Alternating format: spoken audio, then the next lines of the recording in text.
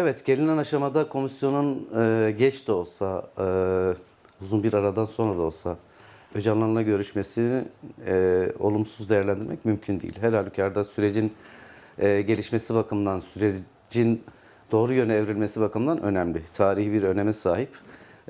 Bu bakımdan eğer sonraki adımların da atılmasına vesile olacaksa bu görüşmenin bir başlangıç noktası olduğunu düşünüyorum.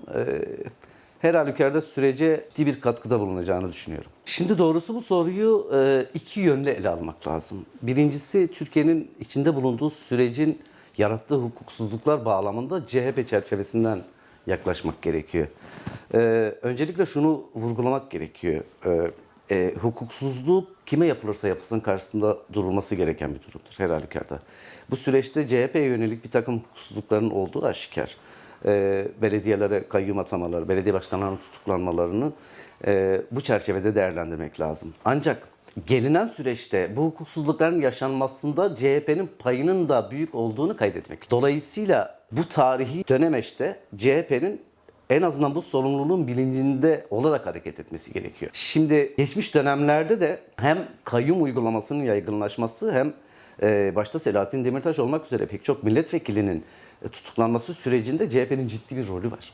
Hani anayasaya aykırıdır ama evet diyeceğiz söylemeni hala bu toplum unutmadı. Bu bir özürle geçiştirilecek bir süreç de değil. Geçmişte yine 90'a yakın belediyeye kayyum atandığı süreçte CHP'nin bu konuda sessiz durması ya da en azından bulunduğu konum gereği gerekli tepkiyi göstermemesi de bu sorumluluğun bir parçası. Geçmişteki kendi pratiğinin bir sonucu olarak değerlendirmek lazım. Ancak bu noktada CHP hala bunun hesabını verememişken sadece pragmatist bir yaklaşımla bir önceki dönem Cumhurbaşkanlığı seçiminde gizli anlaşmalarla kayyum uygulamasını gizli anlaşmalarla yaygınlaştırmaya çalıştığı sürecin hesabını verememişken bugün bu tarihi fırsatı bertaraf etmesi, hukuksuzluk, bize yönelik hukuksuzluk var, biz samimi görmüyoruz şeklinde basit, pragmatist bir yaklaşımla yaklaşması doğru değil. Diğer yandan CHP'nin burada çok kilit bir rol oynadığı, dolayısıyla CHP'nin önemsendiği de ortada.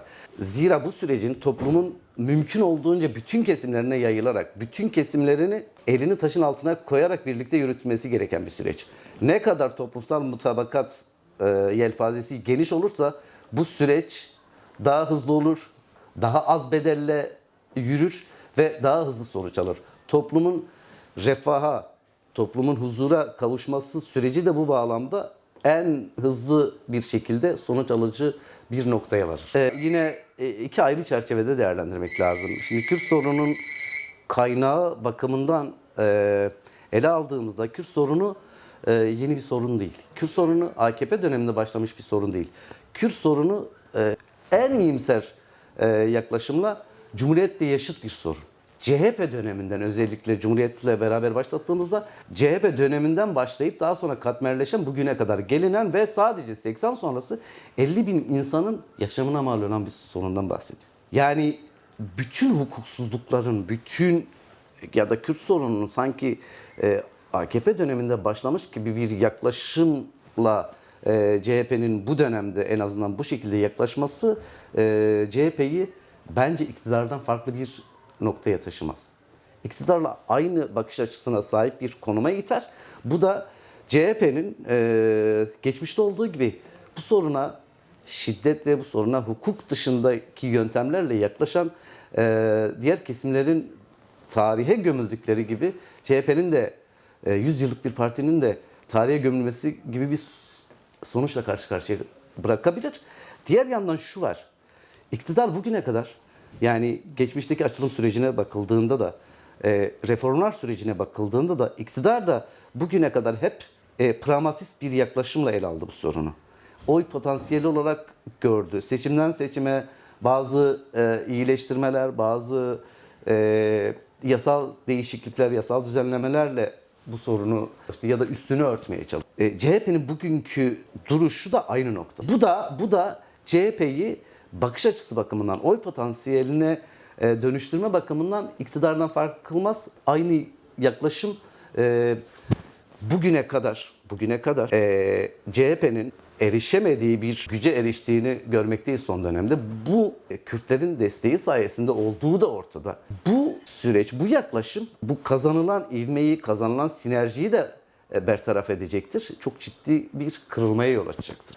Aslında CHP'nin bütün olumsuzluklarına, bu hukuksuzluğun ortamının oluşmasına, katkıda bulunmasına, zemin sağlamasına rağmen Kürtler Selahattin Demirtaş'ın deyimiyle bağırlarına taş basarak destek verdiler. Sahip çıktılar. Birçok belediyeyi kazandırdılar. Bu küçümsenecek bir durum değil. Bu CHP'yi son dönemde çok ciddi bir güç haline getirdi. En azından yerel iktidarlar bağlamında çok ciddi bir güç haline getirdi.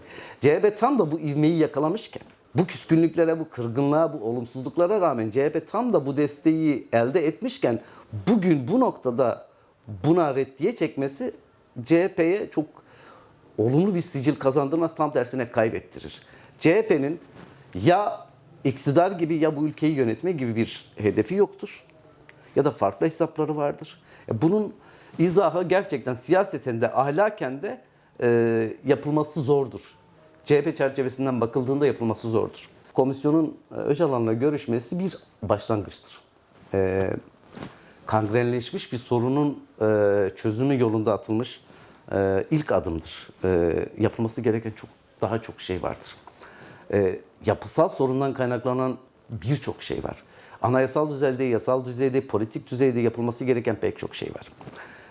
Bugüne kadar en azından 2025 yılı içerisinde bu ortaya çıkan atmosfer bağlamında bugüne kadar bu atmosferi destekleyecek herhangi bir düzenleme, herhangi bir adım atılmadı. Yasal anlamda, hukuki anlamda, politik anlamda atılmadı.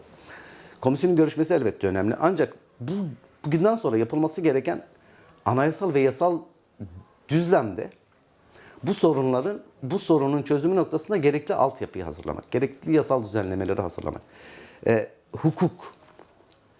Bu hukuki zemin oluştuktan sonra sorunların çözümü daha büyük bir ivme kazanacak ve sonuç alma noktasında da daha başarılı olacaktır. Gerekli hukuki ve politik altyapının artık yasal düzlemde meclis çalışmaları kapsamında en azından komisyonlar çerçevesinde başlaması gerekiyor. 1921, 24, 60, 82 Anayasası. 82 Anayasası darbe anayasası. Hala binlerce kez yamanmasına rağmen hala dökülüyor. Bu anayasalarla bu hukuki düzenlemelerin başarıya ulaşması mümkün değil. Öncelikle bir yasal güvencenin oluşması, anayasal güvencenin oluşması lazım. Dolayısıyla burada bir anayasa değişikliği şart. Demokratik bir anayasanın bütün kesimlerin kucaklayabileceği, bütün kesimlerin kendilerini ait hissedebileceği bir anayasal değişikliğin gerçekleşmesi gerekiyor. Bunun da yolu hakikaten toplumun bütün kesimlerinin kucaklayabileceği, bütün kesimlerinin evet budur diyebileceği, kendini özgür hissedebileceği, kendini aidiyet duygusundan şüphe duymadan aidiyet hissedebileceği bir anayasal değişiklik süreciyle başlaması gerekiyor. Diğer yandan sorunuzla bağlantılı olarak umut hakkı bağlamında da esasen yasal değişiklik anlamında bir şeye ihtiyaç yok. Şimdi Türkiye'de umut hakkı açısından mevzuat yeterli, gerek. Herhangi bir köklü bir değişikliğe ihtiyaç yok. Anayasa 90 var. Avrupa İnsan Hakları Sözleşmesi'nin 46. maddesi var. 46. madde Avrupa İnsan Hakları Mahkemesi'nce verilen hükümleri üye devletleri, taraf devletleri bağlayacağını şart koşar. Üye devletlerin Avrupa İnsan Hakları Mahkemesi'nin kararlarına uymamasının çeşitli yaptırımları var. Uyarma var, kınama var. Bugüne kadar Avrupa Konseyi'nden çıkarmaya en yakın ülke Türkiye olmuş. Özellikle Selahattin Demirtaş ve Kavala kararları bağlamında. İnfaz, Avrupa İnsan Hakları'nın verdiği ihlal kararlarının yerine getirilmemesi bu bağlamda değerlendirmeli. Bunun için herhangi bir hukuki değişikliğe gerek yok. Öcalan'ın ihlal kararının uygulanması bakımından yine aynı cevabı vermek durumundayım. Türkiye zaten Avrupa İnsan Hakları Mahkemesi'nin verdiği ihlal kararlarının gereğini yerine getirmek zorunda. Dolayısıyla bunun için ayrı bir şeye gerek yok. Yeterli bir siyasi irade, bağımsız bir yargının zemininin oluşması yeterli. Avrupa İnsan Hakları kararlarının bağlayıcılığının tartışılması hukuken mümkün değil zaten. Dolayısıyla verilmiş olan bir ihlal kararının gereğinin yerine getirilmesi sürecinde hiçbir hukuk merciğinin, hiçbir hukuk biriminin ya da toplumun hiçbir kesiminin itiraz edeceği bir karar değil. Bağlayıcılığı söz konusu. Esasen bütün bu sorunun kaynağında da hukuka aslında Öcalan'ın yaklaşımı da birincisi tekrar gibi olmasın ama birincisi Avrupa İnsan Hakları kararları bağlayıcı. Bunu altını özellikle Türkiye'nin uygulamıyorum demesi gibi hukuken bir lüksü yok. Yani Avrupa Birliği'ne yüzünü dönmüş, Avrupa İnsan Hakları Sözleşmesi'ni, bağlayıcılığını kabul etmiş bir ülkenin hukuken ben bu kararı uygulamıyorum demesi keyfidir, hukuk dışıdır. Ancak sorunun ikinci bağlamı Öcalan'ın bu görüşmeler sırasında özgür bir ortamda çalışma şartlarının iyileştirilmesi, ben bunun sürecin yürümesi bakımından nitekim Öcalan'ın kendisi de hani ilerleyen aşamalarda daha uygun koşullarda çalışmasının önü açılmalı. Zira sizin de bahsettiğiniz gibi bugüne kadar hiçbir zaman bu düzeyde bir resmi görüşme gerçekleşmemiş. Bu düzeyde bir muhataplık tanınmamıştı. Bu noktaya gelinmesi önemli ancak daha en azından murat edilen sonuca ulaşması için elbette koşulların ileride değişmesi gerekiyor. Değişeceğine de ben inanıyorum. Ya doğrusu bütüncül hukuk kavramı konumuz bağlamında ele almadan önce bütüncül hukukun ne olduğu konusunda da kısa bir değerlendirme yapmanın şart olduğunu düşünüyorum. Konunun anlaşılması bakımından. Şimdi hukuk tarihinde, hukuk felsefesi tarihinde ya da insan hakları literatüründe hukuka dair, hukukun kaynağına dair iki temel yaklaşım var. Çok fazla yaklaşım var ancak yaygın kabul gören, baskın görüşle desteklenen iki temel yaklaşım var. Bir tanesi pozitif hukuk, bir tanesi doğal hukuk. Kısaca şöyle, pozitif hukuk dediğimiz işte devletin koyduğu kuralların bütünü. Kanunu, anayasası, yönetmeliği, tüzüğü. Kaynağını devletin koyduğu kurallardan alır. Doğal hukuksa kaynağını yazılı kuralların ötesinde doğadan alır, insandan alır, ahlaktan alır, adalet ilkelerinden alır. Şimdi bütüncül hukuk bu anlamda doğal hukukun bir parçası olarak değerlendirilebilir. Çünkü bütüncül hukuk hem normatif hukuk hem pozitif hukuku esas alırken diğer yandan da toplumun tarihini, kültürünü, sosyolojisini, hatta yerel gelenek göreneklerini, insani özelliklerini, tarihsel geçmişini ve koşullarını, hukuk yaptırımına maruz kalan insanın psikolojisini, aile geçmişini, çevre koşullarını dikkate alarak hukuku yorumlar. Hukukun kaynağının burada olduğunu söyler bütüncül hukuk. Esasen bütüncül hukuk kavramsal olarak yeni olmasına rağmen yani hukuk tarihinde belki doktrinin oluşması 80 sonrası 30-40 yıllık bir geçmişi var doktriner olarak. Ancak kökleri ta 2500 yıl öncesine dayanır. Aristoteles'e kadar gider. Toplumun yapısını dikkate alan hukuk sistemi. Geleneklerini, göreneklerini, kişisel özelliklerini, ahlakını, evrensel ilkeleri. Ancak diğer yandan da yerel ilkeleri dikkate alan bir hukuk sistemi. 4-5 sütun üzerine kuruludur bütüncül hukuk. 1. insanı merkez alır. 2. Adaleti merkez alır. 3. Çok sayıda bahsettiğiniz demokratik entegrasyon dahil olmak üzere çok sayıda sistemi de içinde barındırır. Ama özü itibariyle normatif hukuktan, pozitif hukuktan farklı olarak şunu söyler. Hukuka maruz kalan, hukuk yaptırımına maruz kalan insandır. İnsanın toplumsal koşullarından bağımsız olarak hukuka maruz kalması adalet ilkeleriyle bağdaşmaz.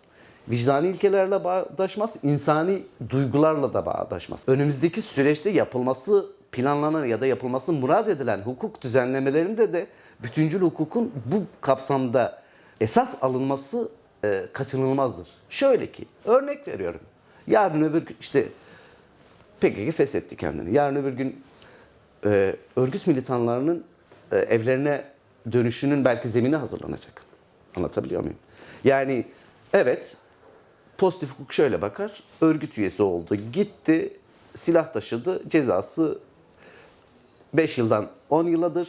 Arttırırsın 15 yıldır, 15 yıl yatsın çıksın. Ancak bu Kürt sorununun ortaya çıkış koşullarını değerlendirerek, o militanın oraya çıkış sürecinin koşulları değerlendirilerek bir yaklaşım sergilendiğinde, hukuki düzenleme bu çerçevede yapıldığında hem bu sürece çok ciddi bir katkı sağlayacaktır, hem de toplumsal barış ve huzurun tesis etmesi yönünde çok ciddi bir adımın taşıyıcısı olacaktır.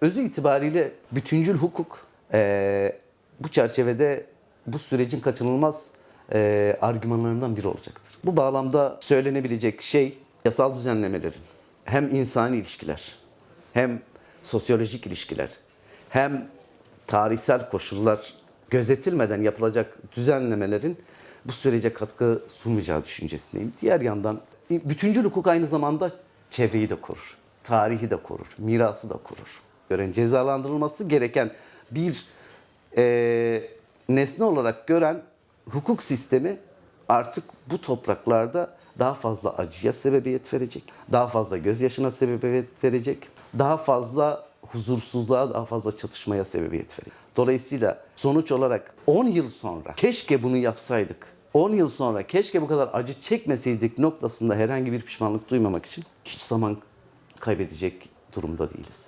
Yeterince acı çektik, yeterince gözyaşı döktük. Bu toplumda yakınını kaybetmeyen hiçbir aile yoktur. Acıları ortak, kültürleri ortak.